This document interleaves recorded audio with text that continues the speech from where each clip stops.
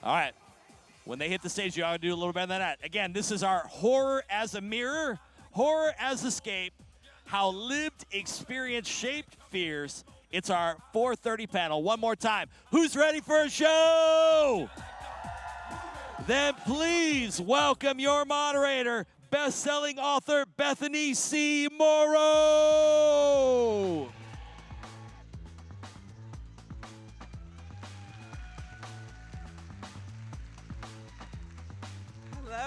Hello.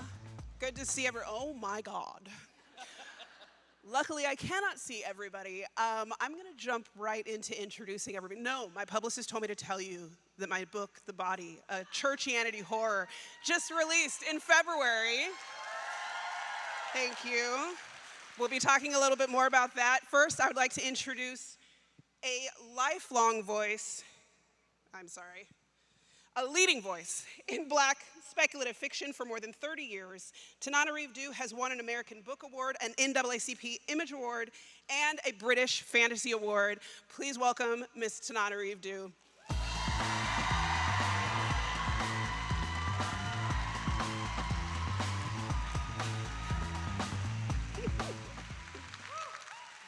And next, we're going to welcome Kylie Lee Baker, a Sunday Times bestselling author of dark fantasy and horror novels such as The Keeper of the Night, and she will be telling you more about her newest Japanese Gothic. Please welcome Kylie Lee.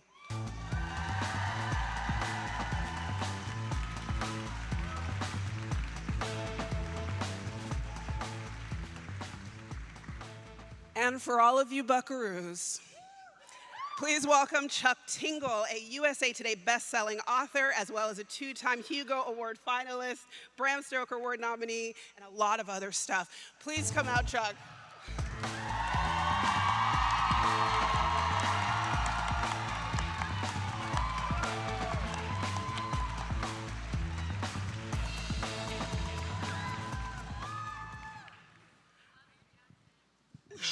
I think that was for you, Chuck, but thank you.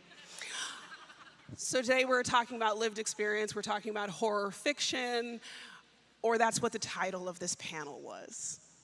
But actually, where I want to start is sometimes I don't know, and this is before I have you introduce the book that you want to talk about today. Sometimes I don't know until the recounting that a bad dream was a bad dream, that a nightmare was a nightmare. So my first question to kick us off is horror made horror by our response? I know, right? Wow. Just coming in hot. Well, here's what I will say, is the question of is horror made horror by our response? I guess I'm thinking, like, what would the alternative be, which is that horror is just some universal thing out there, outside of ourselves. And in my experience with horror, it's not like that at all, because, you know, the beauty of the genre is that there are so many approaches and so many different things that scare people, so many different things that people empathize with. It is frightening to think there are so many different kinds of ways to be scared. But I also think it's really beautiful. It's like kind of one of those universal things that we all have. We all know what that feels like, and we all have our own reason for experiencing it. And so if we see someone else experiencing horror, whether it's a character or a person, I really think that's an exercise in empathy. So I would say that, you know, the actual experience of horror, what makes it so beautiful is the fact that it's not as static as we would think. It's like it mutates, it changes depending on the perception of the person, I think. Good, thank you. Thank you for taking that, Chuck, so we could sit here and think about that answer a little bit longer. My son, who's 22, recently wrote on a card to me, believe it or not, thank you for helping me always look on the bright side. I know, surprise for a horror writer. But part of the reason I write horror is to try to find a bright side, right? So no matter what it is we're facing, even up to death, as we were all just discussing at lunch. Depending on your perspective, it doesn't have to be frightening. So there is an aspect of what we bring to it. The last nightmare I had was when I was sitting on a plane and everybody else got bacon and eggs, and the flight attendant refused to bring me my bacon and eggs. And I woke up super pissed about this, and I ordered myself bacon and eggs in real life, and it's amazing how visceral that experience felt as a dream. Just, I was so angry, and you wake up and you're like, calm down. You know what? So I think there absolutely is a part of it that is the mindset. Although I write horror because I'm trying to process true life. Yeah, absolutely. And I think as much as we as authors try to bring, sorry, hearing my voice echo 1,000 times over is kind of doing weird things to my brain. As much as we as authors try to frame horror certain ways, or frame our stories in ways that are recognizable as horror, I feel like at the end of the day, people really bring themselves to stories. Like when you said the words bad dream, the first thing I thought was that I have this recurring dream that I'm back in high school, but not like when I was high school age, like me as a 30-year-old just inexplicably sitting in a classroom full of high schoolers, like repeating for some reason my senior year of high school, and that to me is definitely a nightmare. So, you know, it really, as you were saying, has to do with your own lived experiences and the filter through which you see the world. So, you know, I think anything could be horror, or even for some people when it comes to like Saw movies or like really over-the-top horror, it almost crosses a line into comedy, depending on how emotionally invested in it you are. So I think it really depends.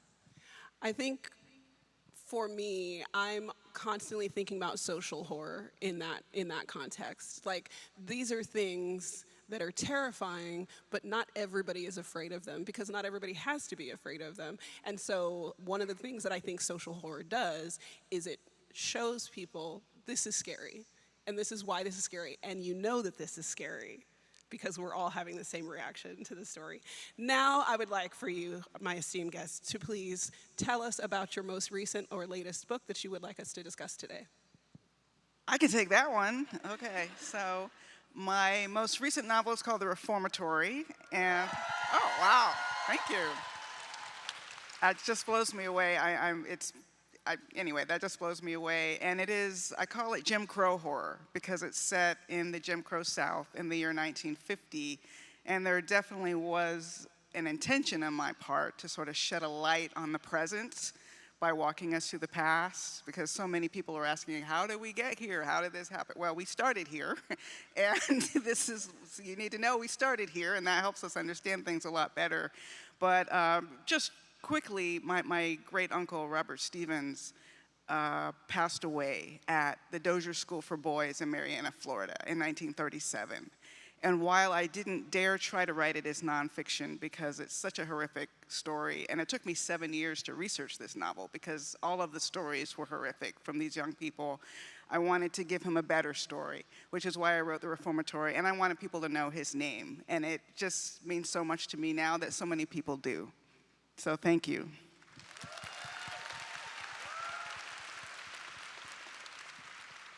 My most recent horror novel, which just came out last week, is called Japanese Gothic, and it's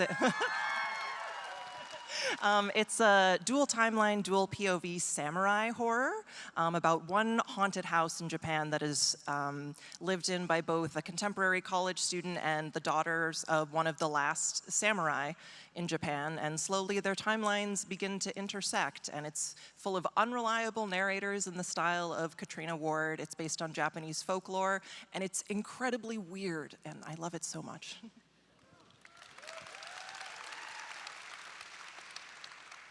I'm glad you asked. My most recent book is called Pounded by My Sentient Shopping Cart after being exhausted after a long day of shopping. Anyone in the audience who's not familiar with me should know that I am not joking. That is actually my most recent book. But I assume that this is my most recent horror novel, which would be Fabulous Bodies is the one that's coming out soon. Thank you. And that is a fun little story about a part-time influencer slash body snatcher in Palm Springs who is tasked to pick up a sort of queer icon who wears a lot of sequins and is a little flamboyant, just saying. And then his body wakes up and some terrifying things ensue. And I'm just very excited about it. I love this moment right now. Like, I feel very connected. I feel connected with all of you. Looking out here, it's beautiful. Connected with the universe and this timeline. And gosh, I feel so much love right now. It's the process of creating something like a novel.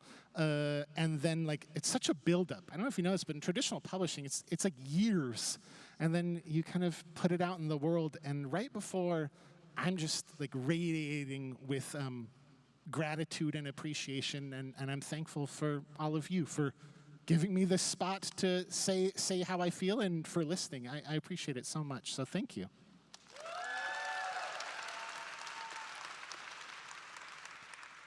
So I feel compelled to ask at least one question that has anything to do with the title of the panel, and that's very generous of me, because they asked me to do this. They knew who I was when they asked me to do this, so whatever happens is what happened.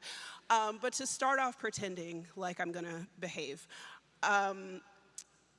horror is having something of a main stage moment right now, which is, I wrote that before I knew that we were in this room. But whenever something that isn't always mainstream has a main stage moment, we get asked a lot the why. What does it mean? What is horror doing for us? Why? It's a very justify my love type of situation. Is that a trap?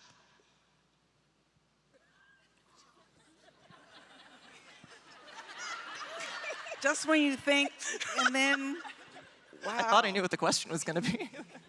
That question was a trap. No, I'm kidding. I actually think, you know, it is interesting to look at it this way, is that question a trap? Because there's kind of two answers, right? There's the answer of, well, horror is always kind of important. It's always bubbling under the surface. We, as horror lovers, probably believe that. And then the question is you know, what is it about right now? And so I do think, as human beings, we do tend to look at the world around us and kind of see some of the negative things. And so there is like a version of this where you say, well, things are always kind of bad. But every once in a while, a time will come along where you're like, yeah, stuff's pretty rough right now, like really rough for a lot of reasons. And I do think that horror is built to process, you know, trauma. It's to prepare us. It is just like working out in the physical gym to build the, you know, muscles. It's like horror does build these muscles, I think, for hard times in a personal way, in a psychic way almost. And so when I look at the news, I am not surprised that horror is having a moment, to be honest.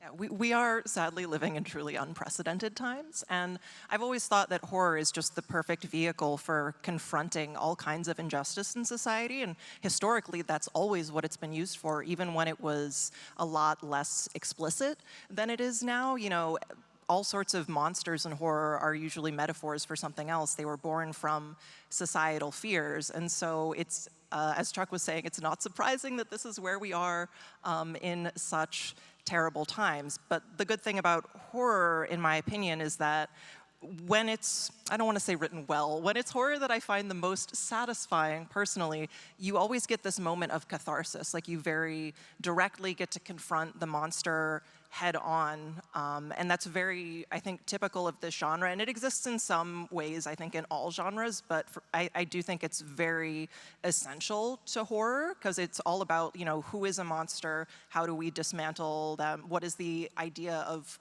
what do we consider to be monsters in our society right now, and how do we deal with that, which is not always a good thing, because, you know, sometimes in the past, the monsters were like people of color in their opinions, and so that's, you know, horror in its history reflects that. But I think it's interesting to me that now we're seeing such a boom in horror, and I think it makes me hopeful that people will sort of consider more of the societal issues in relation to horror in a more direct way than perhaps they did 50 years ago. Yeah, I think I understand the intent of your question. It's not a trap. You know, I got my love of horror actually like a contagion from my mother, my late mother, who was a civil rights activist, Patricia Stevens Due, grew up during Jim Crow, and I used to think it was just sort of this weird bug that this esteemed civil rights activist who's in my my history books in college also loved horror. But then I lived a little while and I realized that it's such a great way to vent out fear. And I think for that reason, horror is universal. I mean, a lot of people don't know it yet. Some people are still out there thinking they don't like horror. Whatever. But so I think it's universal, and I think it's timeless. So yeah, we could look at the times right now and say, yeah, these are times that call for some escapism. These are times that call for examples of heroes and heroines who rise up to the occasion against all odds and slay a monster or kill the zombies, or even if they don't win, just to see them fight helps us get more courage when we're facing our version of zombies and demons. But I don't think I think the trap part is it's not tied to now. Like, people need to say, well, in the movie industry or in publishing, let's give it a few years, this horror fad will pass. It's not going to. As long as human beings have fear, horror shall rise. Yes, as people working in publishing and employed by publishing in a strange relationship, there is the concern that the justification is going to be temporal, and it's a main stage moment because of what's going on, and we're rushing toward a time when we don't, thankfully, we won't need it, and we won't. But I find that horror is one of the most expansive genres. It embodies so much, it encapsulates so much, it allows so much. But is there anything that must be in a story for you as a writer, as a horror writer? Is there anything that must be in a story for you as a writer to consider the story that you're writing horror? I'm going to jump you off just because I think at least two of you, there is something that for me that I consider a tool in horror, and it's absurdity. I think that absurdity for me is very, not only is it very effective in horror, but it also can be a driving force. Of course I'm thinking of Camp Damascus. Of course I'm thinking of, I also know that several reviewers for Japanese Gothic have used the word absurd. I use it in my own work that I'm writing right now. It feels very much like an entry point, and it also reminds me of how limitless the field is for horror, how far I can go with this particular story because it's horror. And it's something that is new to me in writing things that squarely fall in the horror genre. Is there something for you that when you're writing it, especially for those of you who write other things, I know, Kylie, you also write dark fantasy, when you're writing something that it's intended to be horror, that is going to be horror, is there something about it that must be there? Well, for me, and I'm not saying this is the way to write horror, this is just for me personally and how I write.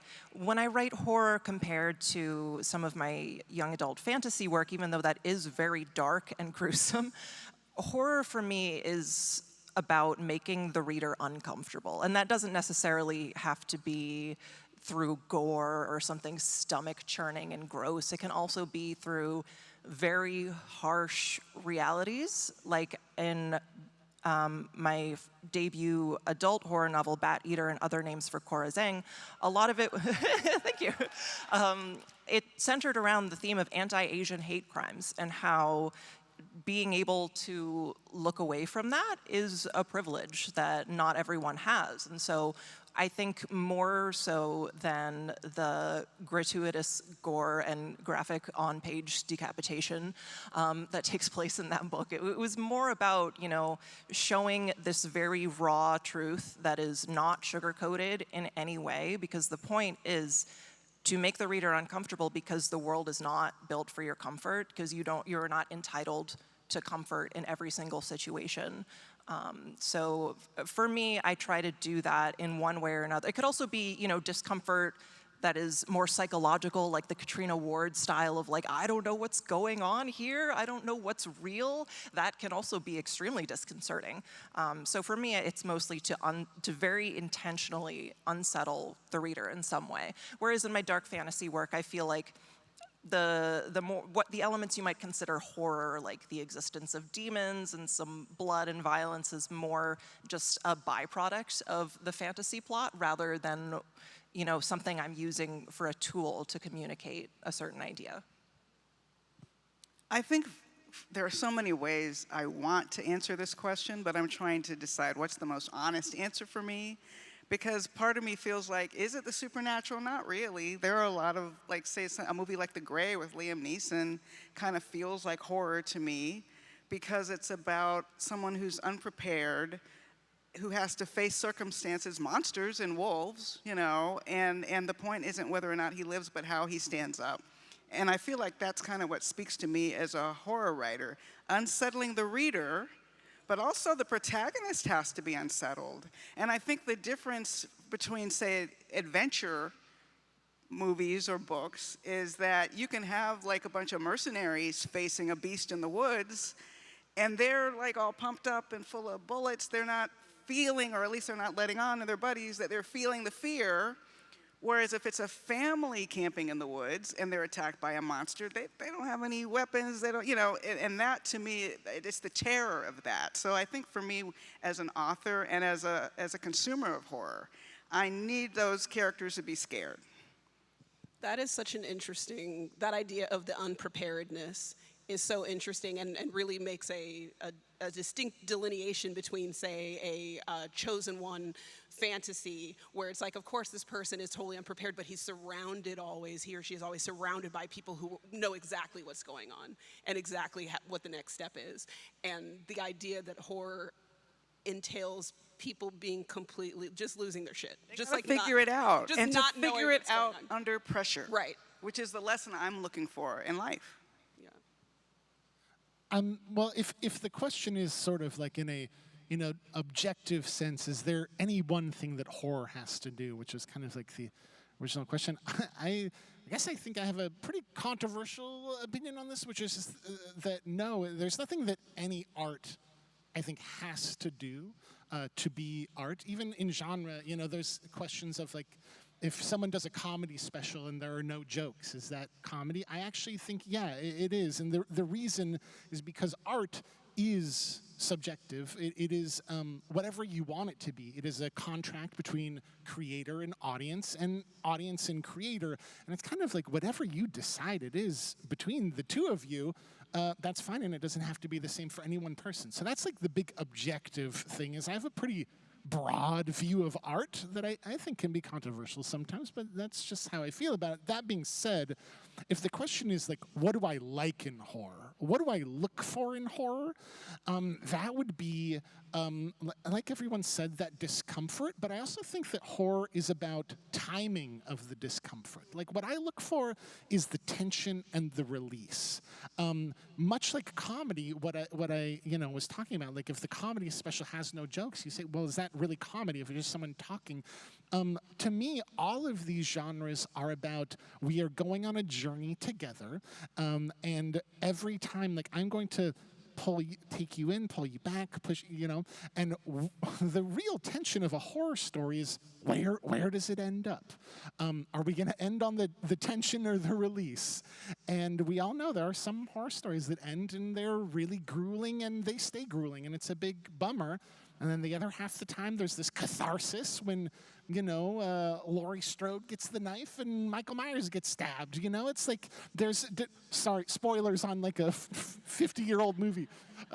But I just think that,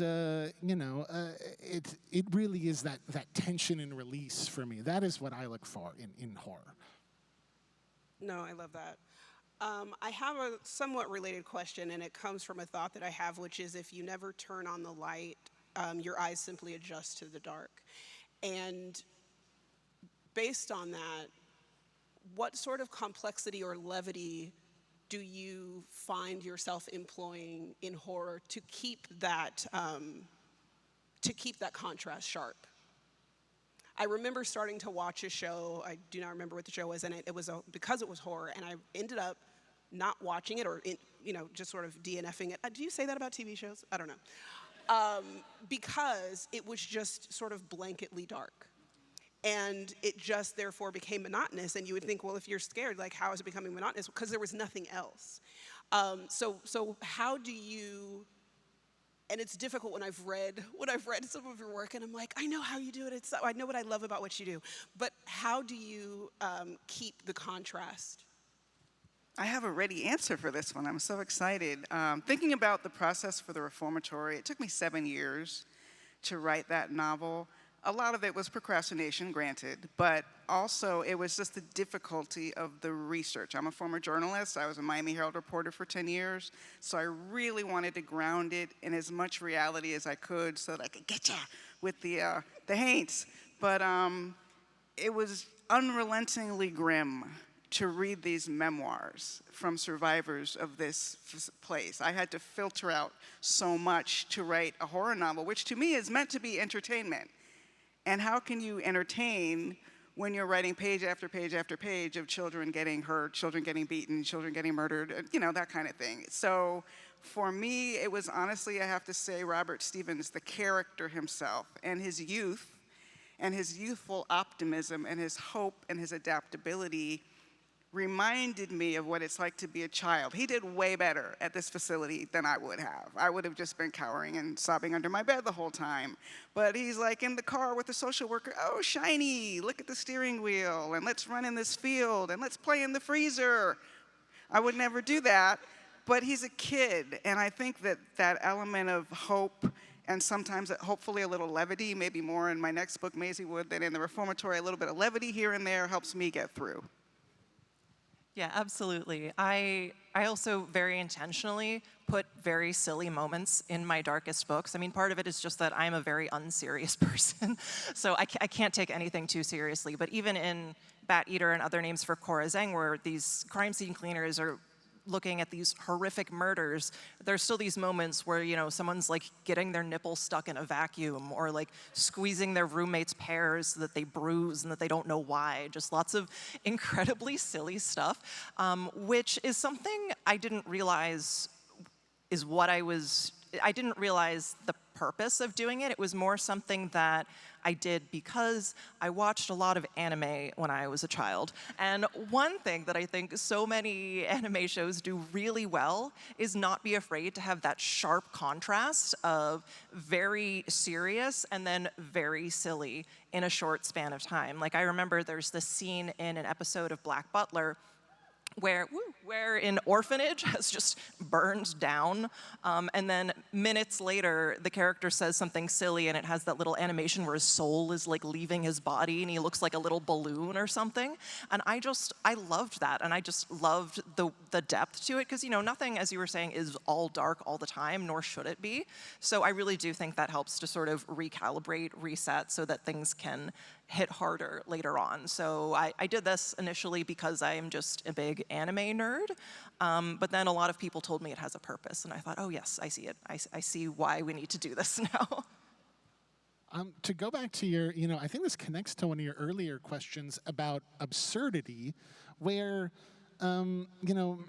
comedy and horror both do work with absurdity in the sense that you are taking the world as we know it, and then you are kind of dropping in this premise that is fundamentally unusual, that is, is not compatible with the world around it, whether that's, a dang werewolf popping out when you're walking down the street, or any other strange thing that can happen. That is what comedy is. Like, the fish out of water thing, depending on how you react to it, really does change whether it's comedy or horror. And I find this, with my books, but I think a lot of horror novels, if you look at the log line, if you don't know what the genre is before you read the log line, there's a lot of horror novels that you could read the log line, and then if it said, like, a new comedy novel coming, you'd be like, I get it, that's very funny.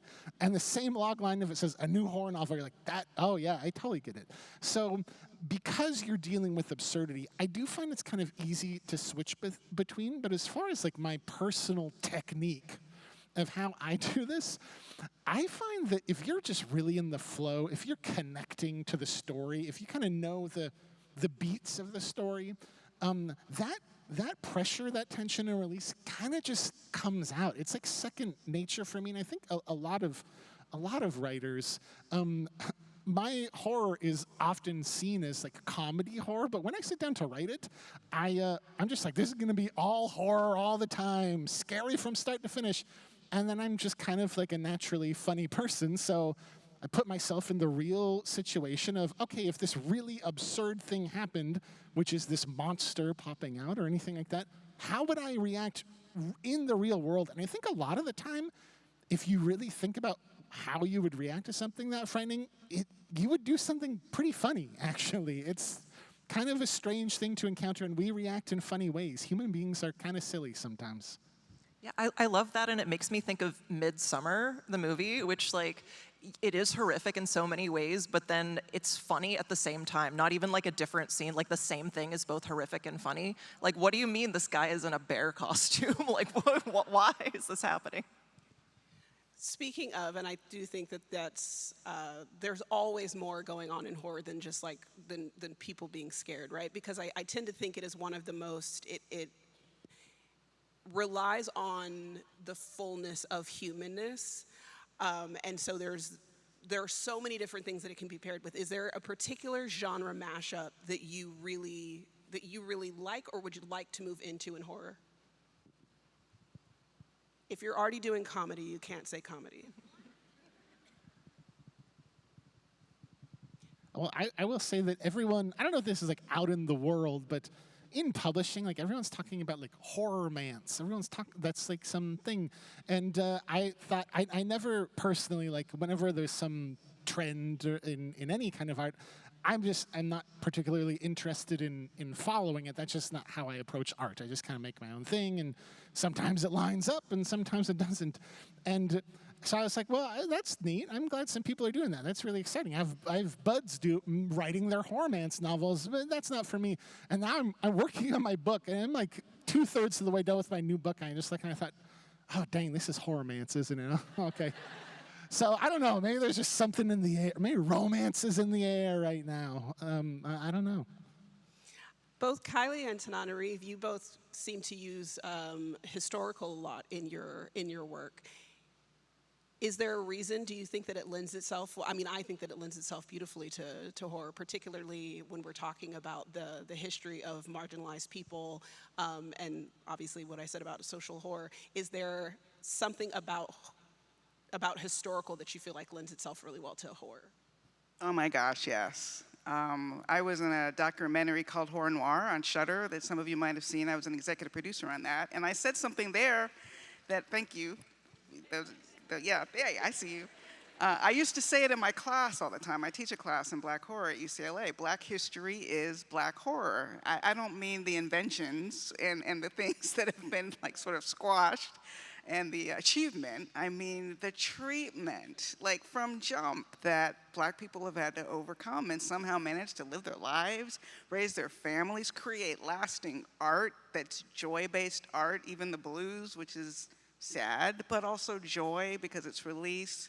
So yes, I think in particular, Black history, but actually, frankly, a lot of marginalized history lends itself to horror because it makes more sense that there's a possession or that there's a ghost than to believe that people are just this cruel to each other for whatever reason, you know? It's like, oh, okay, now I get this guy who went into a church and shot a bunch of strangers, you know, who happened to look different than he looks. It doesn't make sense, the kinds of things that have happened in history. And I like to use horror as a way to either repair history, which is what I really wanted to do with the Reformatory in my small way, to try to repair history, but also to give it a more focused big bad that doesn't require a sociology and psychology degree to understand why this thing happened.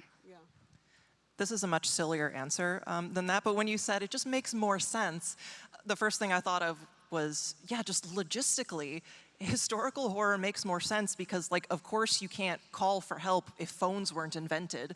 Right. Whereas when you have, like, a contemporary horror, they have to make up some absurd reason why you have no cell service or your cell phone fell in a toilet or something that almost never happens in real life. Like, you're almost never that cut off. But I guess for me also, just the ambiance of a lot of settings, historical settings, I think is very evocative, especially when you think about more traditional Western European themed Gothic novels. Like if you think of, I don't know, walking the streets of Victorian England, like readers have so many preconceived notions that are already quite scary. So I feel like it does a lot of the legwork for you, partially because it's unfamiliar and partially because there's already such a foundation of scary stories that it almost automatically evokes fear. And also a lot of settings outside of Europe, like Japanese Gothic, one thing that I think works really well is having those sliding paper doors that are common in a lot of Japanese architecture, which I think are so spooky because you can just see shadows behind the doors in a way that you can't in more contemporary Western homes. And so I think a lot of that lends itself very well to horror. I love that because that starts to talk about setting as character and setting as plot device, which is something that is done very beautifully in horror, in my opinion. I'm currently reading Yaya Schofield's On Sundays She Picked Flowers. Don't tell anyone that because, like, many months ago I tweeted, or whatever you do on Threads now, that I was reading it, and I am still reading it. Same book. I read slow, but there's the woods and there's this house and there is so much character in both of those things, and in the natural setting, and the way that it plays into the horror is absolutely beautiful. Are there some, and I will also say sometimes it's not that the setting in a particular book becomes a character to me. Sometimes through repeated use, an author demonstrates that there's some sort of significance to them about the setting. I'm thinking of Toni Morrison in Lorain, Ohio. I'm thinking of Stephen King in Maine, and any island off of Maine. Have you ever used setting as a character, or what is one of your favorite uses or employs of that? Specific to horror, but if there's something else. Well, for me, it's Gracetown, Florida, which is the fictitious town. I was thinking of Yoknapatawpha County and Faulkner, because that was where his fictionalized county. And I wanted to create a fictionalized county where, before puberty, that veil between worlds is sort of thinned, so that children are more likely to have psychic abilities or prophetic dreams or see creatures that their parents don't see. And I come back to that again and again. Gracetown is the setting for the reformatory. It's also where Maisie Wood. I wrote that book under the title. I'm not going to correct her because I wrote feel that like book she would know. under the title Bear Creek Lodge, so I'm still learning Maisie Wood, but I love it. I love it as a title, but it always comes out as Maisie Town. But Maisie Wood is also, it begins in Gracetown, and I'll have an upcoming book that is also set in a contemporary Gracetown. So it's, to me, it's sort of, I grew up in the suburbs of Miami, so I'm a Southern writer who did not feel like she grew up exactly in the South. There were elements of the South in Miami, but also more the Caribbean, frankly, you know. All of my friends were Cuban and Haitian and Puerto Rican, so it was a different experience, and it was my mother's experience that embodied Gracetown a bit more, that experience of rural Florida, which I had felt cut off from. In the lineage of Black women writers I admired. That was my biggest fear, was that I was supposed to be that kind of writer, and I didn't know how to be that kind of writer, and I'm having a lot of fun learning how to write in the Black, or in the rural South. Does The Between take place in Miami, Florida? Yes, The Between is in Miami. And then he, when he's a child, is in rural. Yes, but I hadn't thought of Gracetown then. Okay. Yeah. He should have been from Gracetown. Right. I will revise that in my memory. Does anyone else have an answer to that before I move on? Yeah, I've definitely thought about setting as a character in both of my horror novels so far. The first one, obviously, for Bat Eater and Other Names for Cora Zhang, it takes place in New York City, and New York City is definitely a character in the book in that it's such a hostile entity to someone who has contamination OCD at the start of the COVID-19 pandemic, just by merit of like having, so why are you cheering for that? Just because there's so many people there, and I mean, I don't mean to offend any New Yorkers here. I know there's a lot of New Yorkers here. It is not the cleanest city I have ever visited in my life. So for someone who is very afraid of germs, as Cora is in this book, everything is just an attack from every angle. And then in Japanese Gothic, I thought of the setting of this Japanese haunted house as a character in a slightly different way, in that it's not so specific. It's not specific to the actual house itself or even necessarily Japan as much as it is something you see in a lot of Gothic fiction, which is just this idea of home and how important that is to everyone and how scary it is when the place you want to be your home isn't safe anymore. And I think that's a very universal fear that is confronted a lot through Gothic fiction. And so you sort of see this deterioration of that sense of safety and family and belonging that plays such an important part in the plot of that story. So I think there's a lot of different ways you could approach setting as another character, which I think are really fun to play with. I care about setting his character so much that if I can't come up with like a really like important or like a symbolic or juicy setting, I probably won't even write the novel. Like I really care about that, and that's because, you know, I do like with my novels, I do kind of approach them like you would like screenwriting, like a film. So a lot of buckaroos say that a lot of my books feel cinematic, and that's why, is because I use the screenwriting story beats and things like that. And part of that is making sure each scene has some character to it. It's not just two people in a room speaking to each other, not just going back to that same room, you know, where you just are essentially writing a play. I really, really like to use the setting. So a lot of the research that I do will be like, okay, what are the different parts of this city that I want to explore? I'd say my book, Bury Your Gaze, is like a really good example. Thank you. But that's like such an LA book. There's all these different parts of the city that they go to explore, and I wanted to feel that way. I have a book, Lucky Day, that's like the Vegas book, and then Fabulous Bodies, which is coming out, is all about Palm Springs, and it was a big thing for me to say, okay, this needs to feel like Palm Springs. I'm going to go there. I'm going to use, what are the things that make Palm Springs unique? I will also say, if you were ever fortunate enough to find yourself as a career writer, great excuse to take yourself on a vacation somewhere. So it was really nice for me to say, gosh, I got to make sure I get Palm Springs right. Guess I'm going to go there for a week. So yeah, it's fun, but I really do care about that a lot. In a few moments, I'm going to start taking or asking some of the questions from the audience. So just really quickly, a couple of things that I'm super duper interested in. How many people have you killed? In your books? Like, why would I, how, are you a killer? I don't know how much, lot. is there something wrong with the way I'm saying this? Like in all of my books? Is that going to increase the number like a lot? Yeah. Okay. Japanese Gothic. Oh. If it's not a spoiler. A dozen, maybe? Perfectly. If we count my way, it's in like the hundreds of thousands. I have a feeling I might end up winning. This is a bit of a funny story. My book, Lucky Day, opens with like a huge worldwide disaster.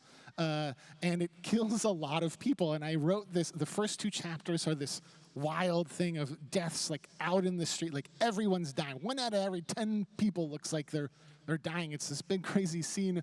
And when I got it back from my copy editor, I think the original version, they come back from that and they're like, oh yeah, on that day, 50,000 people died all over the world. And my copy editor came back and said, what you're describing is not 50,000 people. You got to bump it up.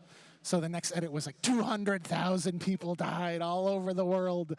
I'm like, nope. And then I had to do all this math, and it ended up with like 7 million people dying in the first 2 chapters of my book. And I just thought to myself, wow, I am truly a vengeful god. I feel like you need an award for that. Yes, I've been bumping this up, and now that's 7 million. So whenever I get to that question, I think, oh, wow, I went pretty hard on that one. I refuse to answer that question on the grounds that it may incriminate me. Oh so. my goodness. I mean, there's some death in Maisie Wood. It's creature horror, so people are going to die. But I'm not going to say how many. My last question is that one time, Veronica Roth lied to me to my face at dinner and told me that she didn't have any special interest. And then later that week, I saw her on Threads talking in great specific and sometimes troubling detail about cartography. So my question is, what is your special interest?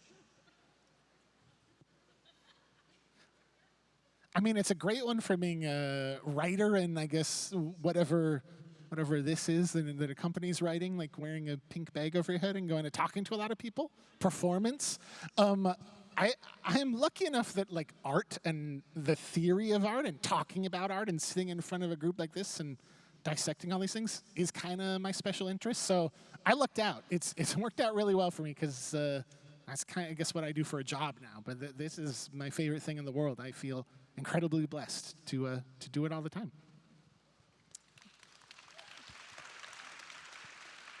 I like trains. No one knows this about me because I never talk about it publicly, but I really like trains. I like watching videos of like the inside of sleeper trains. I like read books about the history, specifically sleeper trains, not like the New York subway. That's a very different kind of train for me. Late in life, I've discovered joy in 2 new things. Drumming, I got an electronic drum kit, and dancing. Yes. So, If yeah. you haven't seen Tananarive do a Fly Girls dance, follow her on Instagram immediately. It's wonderful. I won't spend too much time on my special interest. I don't talk about it very often in public. It is Planet of the Apes. Thank you. And for everybody who knows that I'm lying about how often I talk about it, you're welcome for not hijacking this panel. And now we're going to get to some questions from our audience as soon as I open up my Photos app. So Bella wanted to know, how do you come up with the ideas for your novels? Okay, well, I have, as I alluded to at the beginning, I have 2 types of books that I write. Some are short form erotica called Tinglers. Thank you. That generally have to do with a pairing of a human and a Bigfoot dinosaur living object or unicorn. And those ones are pretty easy. I just like see something and I think, gosh, that would make a great lover. Whether it's a shopping cart or a very nice car or something like that. And then my notes app, it just has all these ideas. And when it comes time to write erotica, I go, okay, what did I notice there? The funny thing about that is the same notes app is where I put my horror stuff. So if anyone finds my phone, they're going to be, this is a truly disturbed serial killer. I'm not sure what's happening here. For my horror novels, what I do is I always try to take what I call the morning trot up the hill, where I walk around, kind of get out. I live in Los Angeles, but like up in the hills for about an hour each day and just kind of like think. And what I do is I have like 2 buckets in my brain. I have the bucket that is like kind of like an idea that I would like to write in a very simple form, like a vampire book or whatever, just some sort of a concept. And then on the other bucket, I have something that I like really care about, like deep in my soul that I need to get out there, I need to talk about, something that's going on in my life, something that I need to process. And what happens is eventually these 2 buckets, like they'll kind of bounce around, and then eventually they smash into each other. And I think, wow, that idea is the perfect way to process that feeling. The second that happens, then I think, okay, that's the magic. That's what we're trying to capture. That's what we're here to do. So I seize that, and then I take off from there. But if those don't crash together, I won't write it. and you just kind of have to have patience and like wait for that to happen. I have way too many ideas all the time. My brain is like 1,000 Chrome tabs open at once, so I like to just stick my hand into the garbage disposal of my brain and drag something to the surface. But when I think about it, seriously, I think that most of my ideas, like many authors I would say, are inspired in some way from the media that I'm consuming.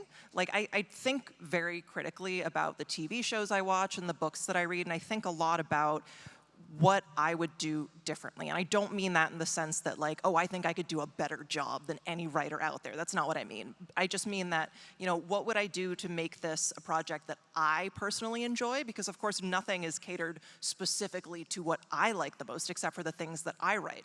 And so I try to find moments that are very evocative for me in movies, TV shows, books, and think, okay, what is it about this that really made me feel something, and how can I replicate that technique in my own work? And so I really just sort of latch on to those moments of intense emotion and try to think about what was it in this scene that really inspires me? Like, is it the way it was framed is very twisty and unexpected, and I really liked that like punch to the gut or something like that? Or is it the way that this character speaks, and how could I maybe have a similar tone in my own characters? And so I just find so much inspiration from all the incredible art that already exists, and just think of ways to sort of create something that makes me happy. Really quickly, I find what scares me. I start with that always. Turn it up to 11, as they say in the great movie, This is Spinal Tap. And then, as my husband Stephen Barnes once advised me years ago, he's over there, find the character for whom this is the best or worst thing that could happen to them in interaction with whatever it is that scares me, preferably both the best and the worst thing. I love that. I usually start with concept, and it happens sort of instantaneously, and it is, of course, based on sociopolitically, geographically, you know, what I'm consuming and what I'm witnessing. But then the very next question is, who's the most interesting person in that world? In a world that's born in that concept, who's the most interesting person? And that, of course, is wildly subjective, but that's where the specificity of like something that is a book written by Bethany C. Morrow, it will be different from what is written by somebody else. But it's always who's most affected or the most direct outcome of that concept. I saw a really interesting one here from Kylie. Has there ever been a plot line or element of your book that you found too unsettling and actually pulled back? Or conversely, is there something you wish you would have leaned into more? I'll just knock that one off quickly. The Reformatory, so many times I almost stopped writing it. So yeah, that one was hard and it scared me, but I stuck it out.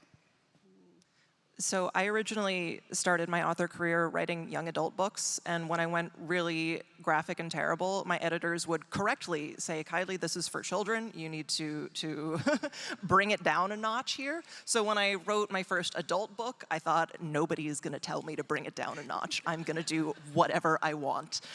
So no, I don't really pull my punches in that way. I probably should at some point, but at 2 books in, I'm okay. With my horror, no. With my erotica, actually, like, sometimes something will happen in the news and I'll get tagged in these things and people are, oh, Chuck should write a book about this. And I just think, you don't know me at all. I'm not going to write a book about that because I just have 2 rules for my erotica, which is I don't write about like things where people are hurt, like a big tragedy or something like that, wars, things like that. And then the second one is because I do a lot of like political commentary, I will write about, different figures, like celebrity figures, and kind of like skewer various political things. But I'll never write a Tingler erotica about like a female celebrity, like a woman, because I think that women get that enough. They don't need me making my erotica, making light of their sexuality and stuff. So that's my line. I just don't do that. Taylor would like to know, what is your favorite piece of horror in any medium? And I'll start. It's Nope by Jordan Peele. And it will always be Nope by Jordan Peele. Wait, sorry, could you repeat the question? The echo kind of... What is your favorite piece of horror in any medium? Oh my gosh, that's so hard. But since you mentioned Jordan Peele, I often say if it's film, that it's Get Out. Not just because, although, yeah, Nope is awesome, but not just because of how profoundly it hit me and hit audiences, but for all the doors it opened for so many horror creators, not just in film, but I would say throughout the genre, in literature, just threw the doors open for so many people. I mean, I totally agree, and I'm struggling to think of something else. Superlatives are so hard. I don't want this to like go down in history as the thing that I think is best, because there's so much good horror out there. One thing that's really stuck in my mind for several years now is Midnight Mass. I really love the Mike Flanagan style, like long monologues that really just punch you in the face, especially the one about death towards the end. I think it's just such a great example of how horror is not just about grossing people out. It really has such deep emotional resonance, and I think that was executed so well in that series. I think, my number one, it's like not a deep cut or anything, but if I'm answering honestly, Scream, probably. Yeah. And then I also, Jordan Peele is so dang good. And it's so funny because you said Get Out, and I always think, I love all of his movies, and I feel like I'm maybe, and one of the only folks I've ever talked to that likes Us. Us is my favorite. I love Us. So that's really up there. That's top 5 for me, for sure. So we're going to end with one more question, but before we go, I want to remind everyone that all of our authors will be signing after this panel in Hall 1A at table 28AB. I don't know what that means. Hopefully you do. But please, after we leave from here, do not neglect to go and get your books and have your books signed by all of our authors. Our last question I'm going to ask right now. Lauren would like to know, with reality itself feeling so lately, I think there's an intentional blank there. So with reality itself feeling so lately, has this impacted your writing in unexpected ways? So we're not talking about the way that it spurs us to write horror, but has it impacted your actual writing? I think horror is really, really good at taking darkness and turning it into fuel for creation. And I do think that it is always a test. I talk about, my head says love is real. I talk about proving love a lot and making small choices that can make a change, that we all have all these choices. These are timelines flowing off of us all the time of the tiny choices that we make. It's so easy to feel helpless in these times like this, but really, you are building an entire universe every time you do anything. If you help someone because they're behind you in line at the grocery store and they don't have enough money, you say, oh, here you go. If you do a kind thing for someone, you've built an entire universe.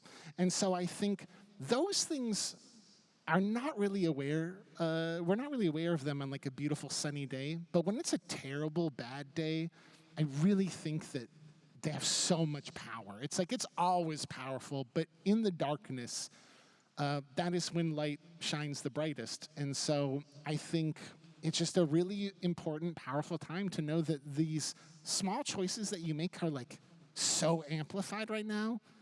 And in my creation, I feel like I have to remind myself of that, and that's how I move forward through that. And I would just say, if you find yourself feeling that pressure, just know that, you can create an entire universe for someone just by one small thing. If you feel helpless, it's a really good way to do it.